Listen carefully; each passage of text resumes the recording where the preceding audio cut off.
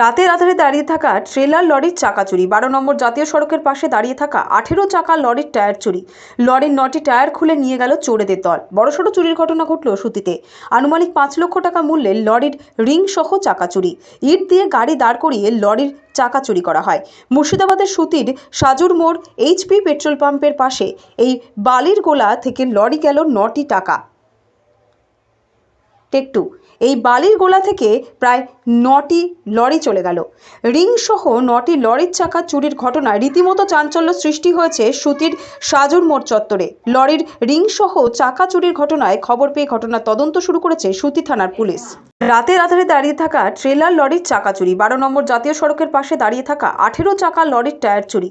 লরির 9টি টায়ার খুলে নিয়ে গেল চোরেদের দল। বড়সড় চুরির ঘটনা ঘটল সুতিতে। আনুমানিক 5 লক্ষ টাকা মূল্যের লরির রিং সহ চাকা চুরি।